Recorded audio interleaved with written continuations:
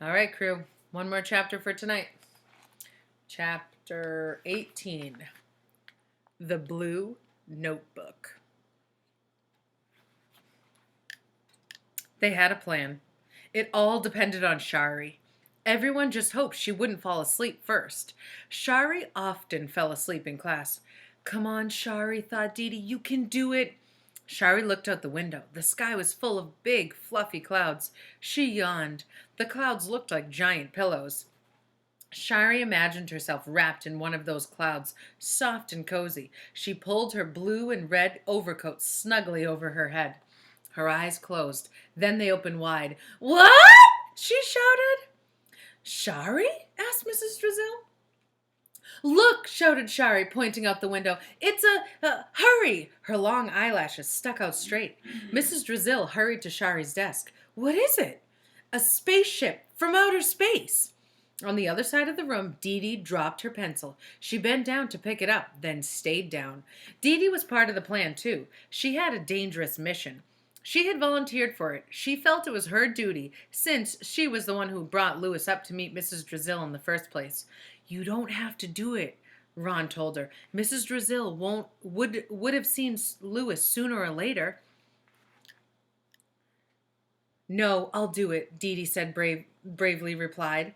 Now she crawled across the floor. Mrs. Drizzle looked out the window. Where? She asked. Wait, it went behind the clouds, said Shari. What did it look like? Asked Mrs. Drizzle. Like a giant hamburger, but there was a zizzle stick hanging down from the bottom. Dee Dee crawled to the teacher's desk. She reached up and quietly opened the top drawer. She removed the blue notebook. Mrs. Drizzle stared out the window. What's a zizzle stick? I don't know, Shari said very mysteriously. They don't have them here on Earth. Dee Dee crawled safely back to her seat. At recess, everyone crowded around Dee Dee as she went through the blue notebook. Louis once put a frog in Mrs. Drizzle's shoe. Why wasn't her shoe on her foot? Asked Jenny. It doesn't say, said Dee Dee. There's a whole list of bad things Louis did, and he made it sound like Mrs. Drizzle picked on him for no reason. No wonder she put a trash can on his head, said Todd. What else did he do? Asked Eric Bacon, who was always looking for new ideas. But Dee Dee had already turned the page. There are other kids a lot worse than Louis, she said, flipping through the pages. What are you looking for? Asked Ron. I don't know yet, but I'll know when I see it, said Dee Dee. She saw it. It was a note to Mrs. Drizzle from a girl named Jane Smith. Dee Dee read it aloud. Dear Lizardface, guess what?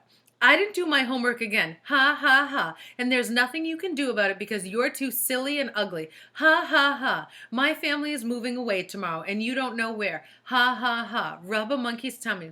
By the time you get this letter, I'll be gone. Rub a monkey's tummy with your head. Love and kisses, Jane Smith.